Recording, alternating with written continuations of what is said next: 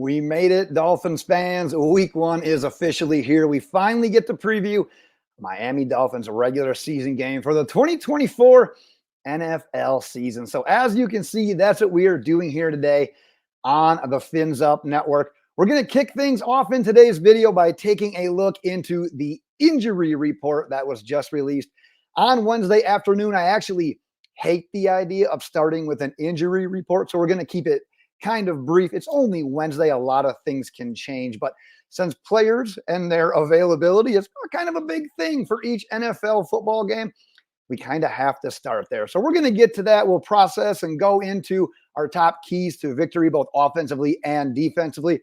And in the event you're new to the Fins Up Network, first and foremost, welcome. Get subscribed if you like what you're seeing. Would definitely appreciate that. But I end up doing my final score prediction, final thoughts for the week in the second preview video of each regular season week.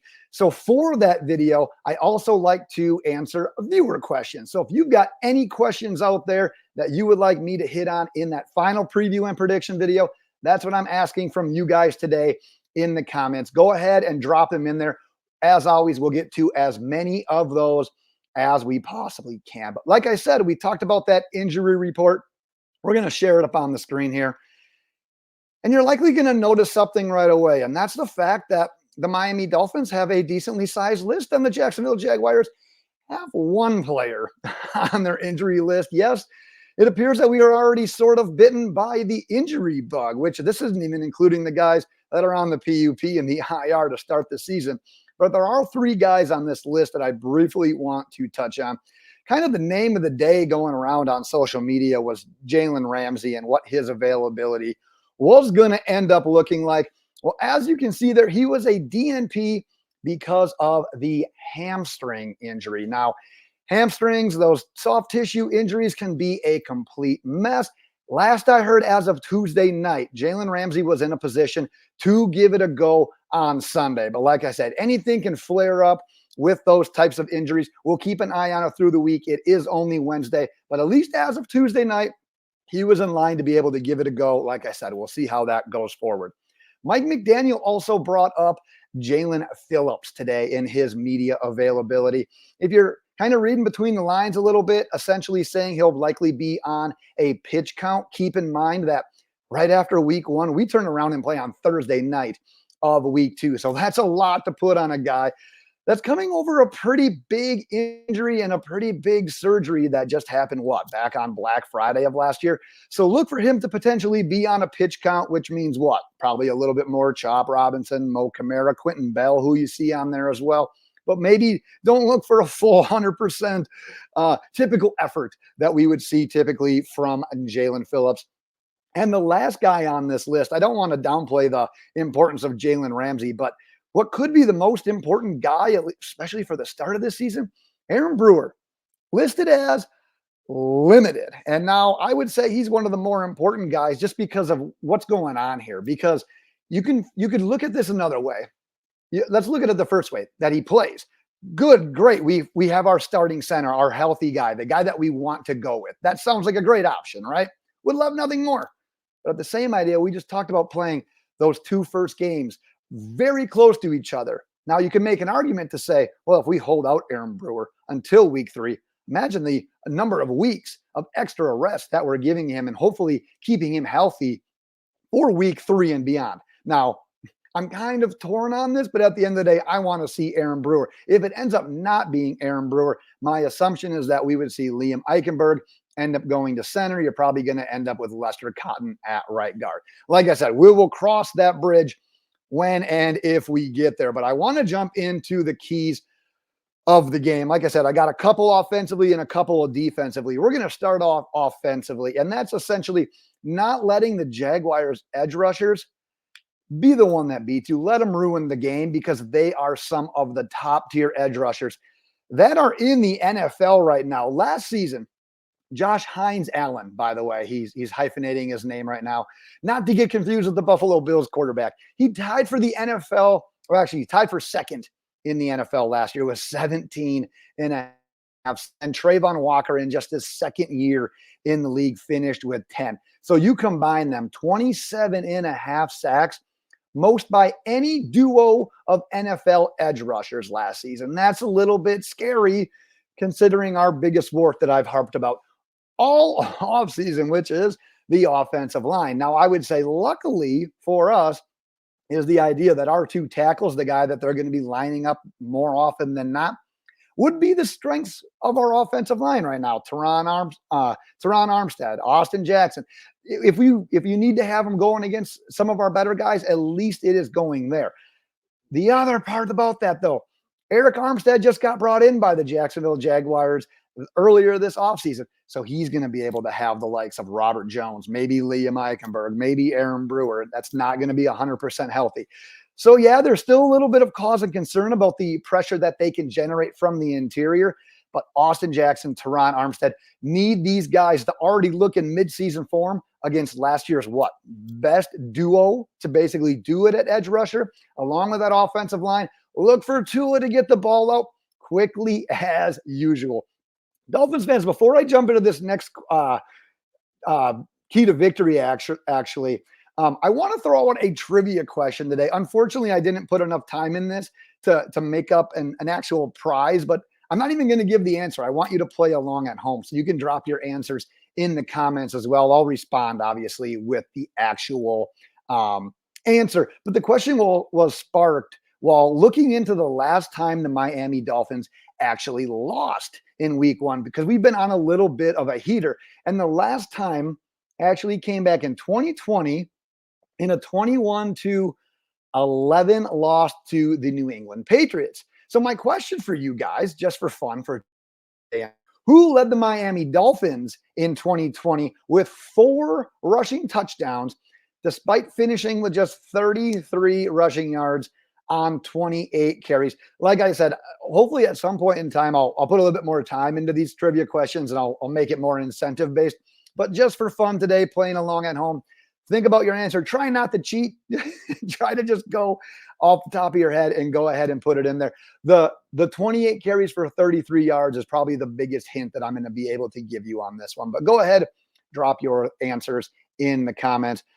But my second key to victory offensively is at least attempt to repeat last season's opener. Like I said, I was doing a little research on recent season openers. And I'm pretty sure you remember last year's against the Chargers where Tua and Tyreek completely blew up. Tua goes 28 of 45, 466 yards, which I believe is the third most week 1 passing yards in NFL history. 3 touchdowns, 1 interception. And Tyreek got his huge season kicked off with 11 catches for 215 yards and 2 touchdowns. It was a beautiful offensive performance all around, at least from the passing game. We didn't do too much on the ground, but man, we got it done through the air, which made me think, well, how did the Jags do last year defensively in these categories? Well, against the pass, the Jaguars finished 26th in the NFL, allowing 240 yards per game. Now, if you look at what they did against the run, significantly better, and 9th in the NFL, allowing just 103 yards per game. Now, yes, that was last year. Obviously, things change over the course of the offseason, whether it be schemes, coaching, players, personnel, all of the above. But if you're looking at what their starting boundary cornerbacks are going to be at this point in time, you're looking at Ronald Darby and Tyson Campbell. Now, Ronald Darby is actually new to the Jaguars this year. Spent last season in Baltimore, earned himself a Pro Football Focus grade of 69.5. While Tyson Campbell, on the other hand here, bit of an up-and-comer at the position, was a second-round pick back in 2021, earned a 61.5 Pro Football Focus grade in 2023. Now, if you've heard his name recently, he also signed a 4-year contract extension back in July, which made him the 6th highest paid cornerback in the league at the time. Pat Surtain just got a deal actually earlier today, so he's now top paid. I believe there might have been one more. So Campbell's still, I think, in that 7-8 range regardless. So I do think that this team, especially another year of him growing and developing, they're going to improve in this department. But I think we got to make him prove it. I want Tua to go out there and absolutely try to torch this defense again. And now the things that I'm looking for, like we said earlier, get that ball out quickly. With some of the injuries that we have at wide receiver, look for Achane, to perform as a pass catcher. Look for him even to split out wide. How's he doing as a route runner? We talked about him earlier this offseason, working on becoming more of a hands catcher. Let's see how he does there. And let's see how truly active we get Jonnu Smith and this tight end room going in the passing game as well. As like I said, especially with the amount of wide receivers that we currently have dinged up. Now, if we flip over to my keys defensively, man, I had to double check some of these stats because I've always thought Evan Ingram was decent. I know he had a nice year last year. He led all NFL tight ends last year with 114 receptions. And yes, I did triple check that. He was third of all tight ends with 963 yards. He also added 4 receiving touchdowns. Now, if you look at last year, the Jaguars, kind of their main guys offensively, Calvin Ridley, Christian Kirk, Evan Ingram were their top 3 in targets. Now, this year, obviously, Calvin Ridley's gone. He's in Tennessee. Insert Gabe Davis, who we're familiar with from Buffalo. He's had his way with us a little bit during his time in Buffalo. And then their first-round pick went to LSU wide receiver Brian Thomas Jr. Kirk is still there. He was a little bit dinged up. He's not on your injury report. He was a little bit dinged up during preseason this offseason, which sort of leaves Evan Ingram as that true familiar face for Trevor Lawrence. So what I'm thinking that we're going to need here is those linebackers, David Long, Jordan Brooks, those safeties, Javon Holland, Elijah Campbell, Jordan Poyer. They need to know where Evan Ingram is at all times. Don't let the experienced guy with all the production from last year be the one that beats them. Now, I'm interested to see, because I rattled off Jordan Brooks, Jordan Poyer. We're going to get some new faces to this defense that we haven't truly seen all that much. They didn't get really any of the reps in the preseason. We're going to get introduced to them very quickly here in week 1. So I'm looking to see how they perform and how this defense performs under the new defensive coordinator, Anthony Weaver. Now, the last kind of key to victory thing I got my eye on here is limiting Travis Etienne both on the ground and through the air. Last year, let me get a drink real quick. Last year, Travis Etienne, 11th in the NFL in rushing with just over 1,000 yards, 1,008 to be exact. Only at 3.8 yards per carry, though, but 11 touchdowns on the ground. But why I added through the air, added 476 yards and a touchdown in that department. And actually the 476 yards, 5th most receiving yards by all NFL running backs. Now, there's a lot of fans out there that have been in my comments that I've seen on social media. They want to do without Christian Wilkins, to some degree without Raekwon Davis as well. Well, just like we talked about with Jordan Brooks, Jordan Poyer, we might learn pretty damn early how effective Calais Campbell is entering here. What is he in? 18?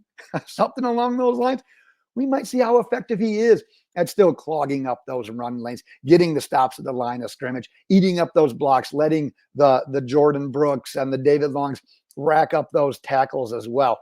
But once again, like we said, a lot of pressure on those linebackers, on those safeties to watch this guy as a pass catcher. And what a way to break Jordan Poyer and the Jordan Brooks in, to have to face off against one of the NFL's kind of, I don't want to say he's a premier pass catching running back, but I think he's well on his way. He's an up and coming guy that's kind of sort of I should say he's met expectations so far. I don't know if he's necessarily exceeded him. 3.8 yards per carry last year leaves something to be desired, but that's a guy you could see taking a step forward this next year. So it's on us already in week 1. Don't let that happen to us. Don't let them kill us on the ground like what, who was it, Eckler and Kelly last year for the Chargers? Absolutely ate us up. Like I said, a lot has changed. We got new players. We got a new defensive coordinator. We got a new scheme, but don't let a repeat happen there. All right, Miami Dolphins fans, that is what I have got for today. But like I said in the intro, we've got our Dolphins Jaguars prediction video coming out likely on Saturday morning. So if you've got any questions you would like me to hit in that video, you know what to do. Go ahead and drop them in the comments. I will be back then, Miami Dolphins fans. But until then, fins up.